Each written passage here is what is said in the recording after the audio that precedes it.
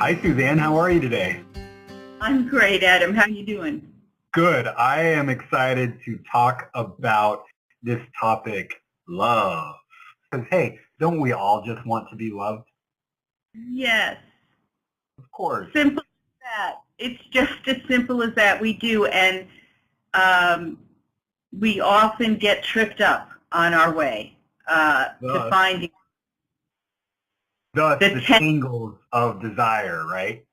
That's right. That's right. And you, my friend, were very helpful when I was writing this book because you were helping me talk through all the problems that people encounter on the way to love but don't understand what's going on because they don't understand what we like to call the triangular nature of desire.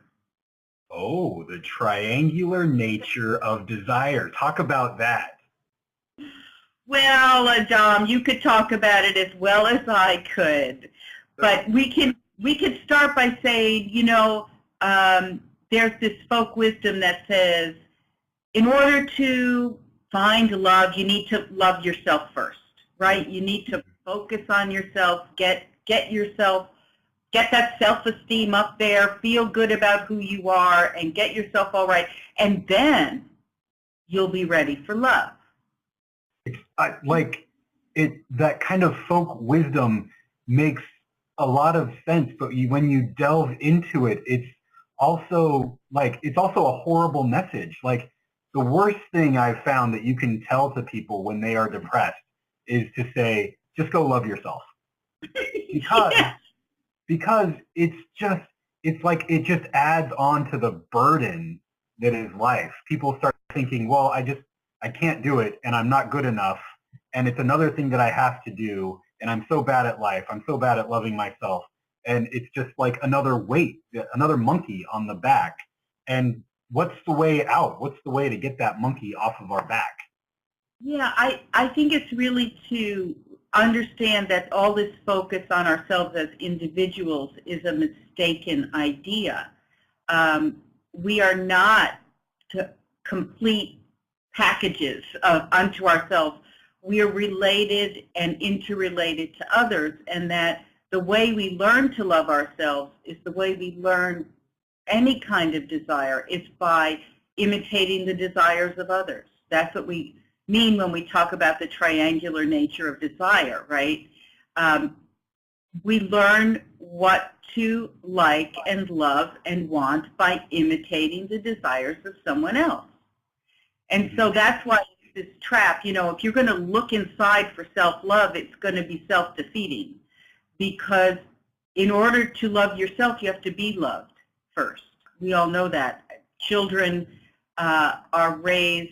when children are raised in loving, secure environments, they grow up to have a lot of self-esteem and self-respect. But it's not because they generated it on their own. It was because they received it first, right? So Yeah, we have to receive.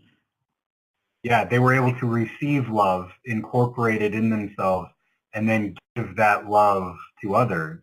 And I That's right. think one of the most important things that we need to do when it comes to this idea of love is to see it as gift, Yeah. as pure gift. And in your final chapter of The Wicked Truth About Love, you talk about love as gift in very profound and important ways. But maybe one of the best ways that we can learn about love is through personal stories. Love is gift. And so I'm wondering if you can tell us about a personal story that you may have had.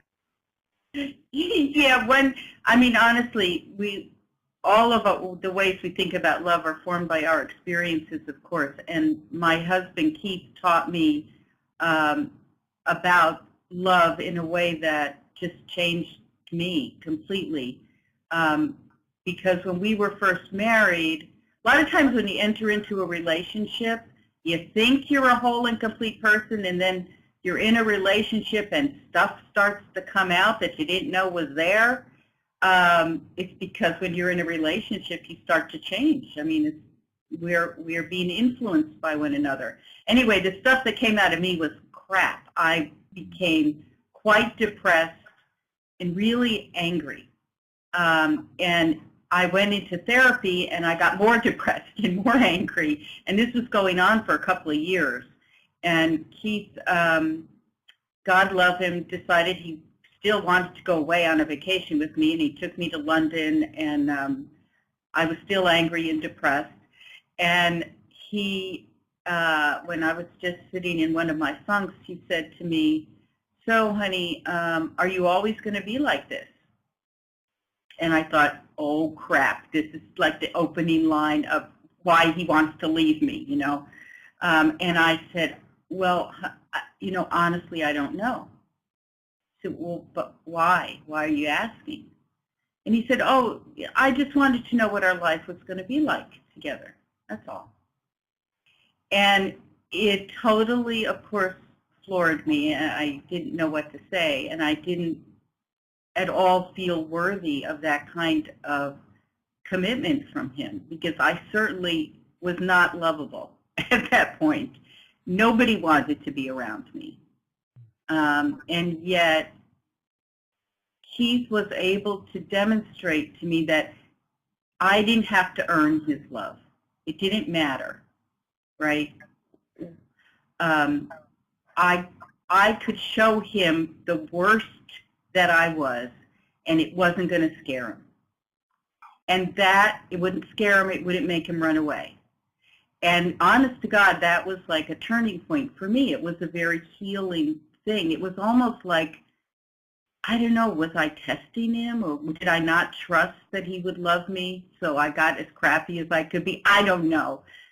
You know, my therapist didn't even understand it. But what happened was he loved me no matter what. Crazy.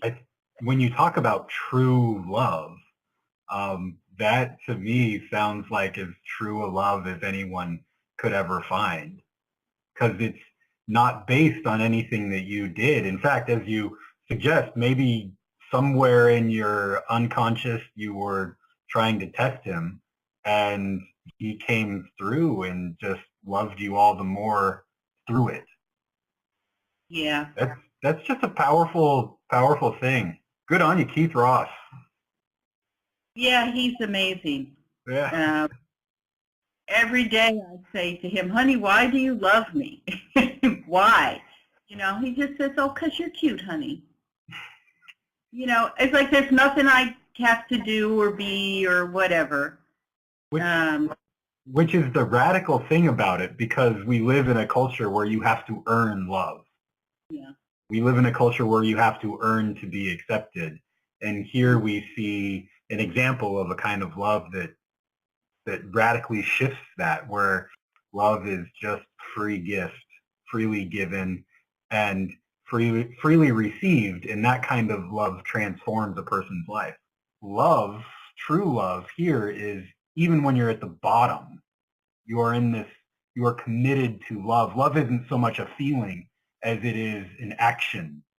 Yeah. Of moving toward the other in the spirit of compassion, of love, of forgiveness, even at times. Right. Yeah, and I think that's really important, that if you're going to have a relationship that really makes the space for you to go deep, deep, deep into a love experience, you both have to be committed to that. You both have to be committed to the relationship as the most important thing, more than what you're going to get out of it, more than what it does for you or anything. The relationship, which is what Keith was demonstrating to me, that his commitment to me was more important to him than that he get what he wanted, which was like a happy wife, you know, who, yeah. That would be nice to have your wife be happy once in a while, you know. But if that's not the case, hey, whatever. We're committed to each other. And that, because he could keep that picture up here, I could move through. I could move through that dark space that I was in. But as you're pointing out, Adam, sometimes we give up right when we should be diving deeper into the relationship. And that's kind of what I was trying to look at in the book, was to say some of these obstacles and stumbling blocks really are just mistaken interpretations of what's going on in relationships. And so let's work on moving through them rather than keep stumbling over the same obstacle over and over again, right? So awesome. I love it, by the way. The Wicked Truth About Love. Here it is. You can get it on Amazon, ebook, or here's the physical book. So awesome. Thank you, Suzanne, for that discussion on love. Thanks, Adam.